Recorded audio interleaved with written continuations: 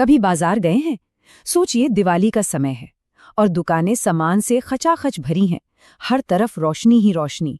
ये सिर्फ खरीदारी की एक कहानी नहीं है, बल्कि ये उस विशाल मशीनरी की एक झलक है जो हमारे चारों ओर की दुनिया को असल में चलाती है। तो कहानी कुछ यूं है कि हरीश नाम का एक लड़का अपने माता पिता के साथ बाजार गया। अब वहां उसने क्या नहीं देखा, जूते, कपड़े, बर्तन, चीनी, चाय, इतनी सारी चीजें देखकर उसके मन में एक सवाल आया जो शायद हम सबके मन में कभी ना कभी आता है। हरीश का ये जो सवाल है ना, यही आज हमारी पूरी चर्चा की जड़ है। जूतों और कपड़ों से लेकर स्टील और एल्यूमिनियम तक ये सभी चीजें एक बहुत ही दिलचस्प प्रोसेस से गुजरती हैं। तो चलिए इस प्रक्रिया की परतों को एक एक करके खोलते हैं और देखते हैं कि ये सब कैसे काम करता है। तो हरीश के इस बड़े से सवाल का जवाब पता है क्या है? बस एक शब्द, मैन्युफैक्चरिंग, जिसे हम विनिर्माण भी कहते हैं। और ये सिर्फ चीजें बनाना नहीं है, ये किसी भी देश की आर्थिक तरक्की का असली इंजन है। तो आखिर ये मैन्युफैक्चरिंग है क्या भला?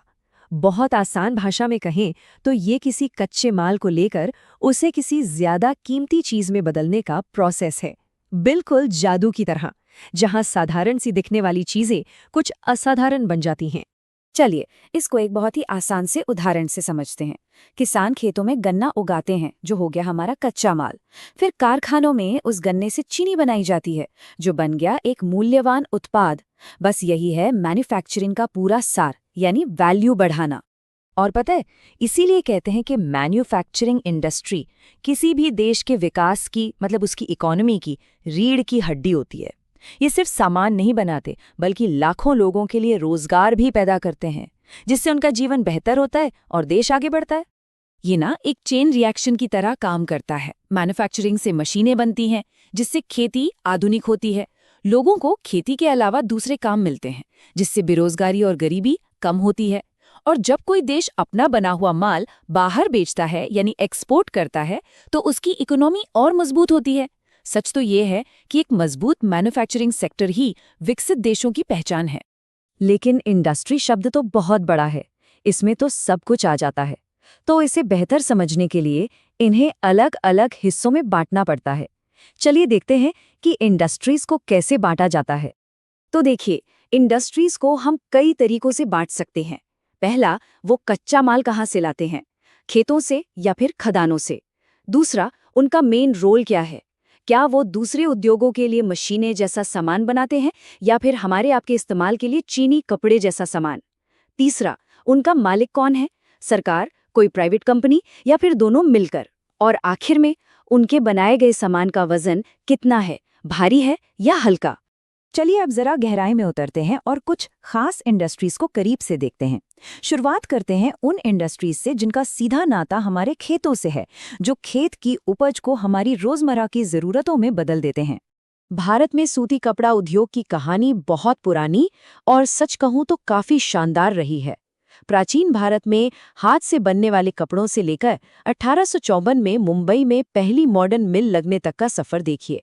हाँ, औपनिवेशिक काल मुश्किलों भरा था, लेकिन फिर विश्व युद्धों के दौरान जब मांग बढ़ी तो इस इंडस्ट्री को फिर से एक नया बूस्ट मिला। ये दिखाता है कि भारतीय कपड़ा उद्योग ने कैसे हर चुनौती का सामना किया है। आज की तारीख में ये इंडस्ट्री पूरे देश में फैली हुई है, लेकिन गुजरात और महाराष्ट्र जैसे राज्य इसके बड़े गढ़ बने हुए हैं। क्यों? क्योंकि यहाँ कपास आसानी से मिल जाता है, बाजार पास है और ट्रांसपोर्ट की भी अच्छी सुविधा है। लेकिन इसकी मौजूदगी हर जगह महसूस की जा सकती है। कपास की बात हो गई, अब आते हैं जूट पर। क्या आपको पता है कि भारत न सिर्फ कच्चे जूट का, बल्कि जूट से बने सामान का भी दुनिया में सबसे बड़ा उत्पादक है। ये एक और ऐसी कृषि आधारित इंडस्ट्री है जिसमें भारत का दबदबा है। लेकिन क्या कभी सोचा है कि भारत की ज्यादातर जूट मिलें पश्चिम बंगाल में हुगली नदी के किनारे ही क्यों हैं? इसके पीछे भूगोल और अर्थशास्त्र का एक जबरदस्त कॉम्बिनेशन है। देखिए, जूट उगाने वाले खेत पास हैं, नदी से ट्रांसपोर्ट सस्ता पड़ता है, जूट को प्रोसेस करने के लिए पानी की कोई कमी नहीं, पास के राज्यों से सस्ते मजदूर मिल जाते हैं और एक्सपोर्ट के लिए कोलकाता पोर्ट भी है। मतलब सब कुछ एक ही जगह पर।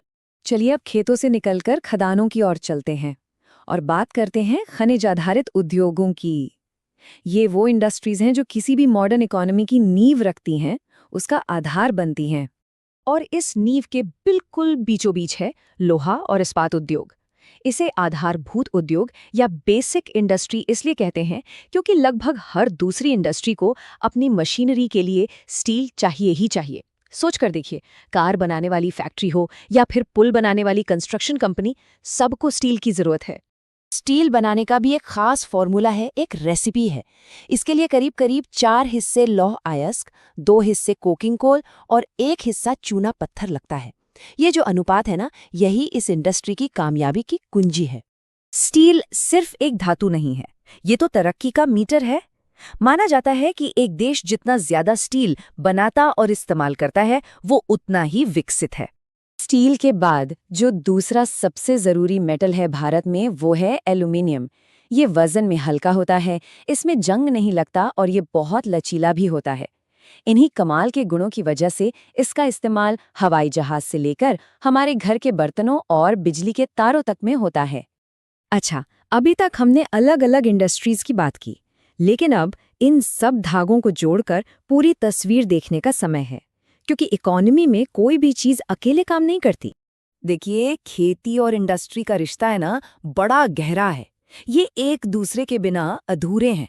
खेती से इंडस्ट्री को कपास, गन्ना जैसा कच्चा माल मिलता है और बदले में इंडस्ट्री खेती को मॉडर्न बनाने के लिए पंप, खाद और मशीनें देती है।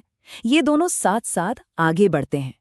तो देखिए, हमने शुरुआत की थी हरीश की एक छोटी सी बाजार की सैर से, और उसकी जिज्ञासा हमें कहाँ ले आई, एक विशाल आर्थिक इंजन के केंद्र में। मैन्युफैक्चरिंग हर जगह है, हमारे जीवन के हर पहलू में।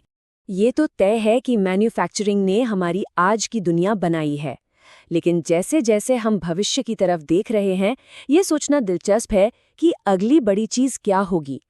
कौन सी नई टेक्नोलॉजी और कौन सी नई इंडस्ट्रीज हमारी आने वाली दुनिया को आकार देंगी। ये एक बड़ा सवाल है जिस पर हम सबको सोचना चाहिए।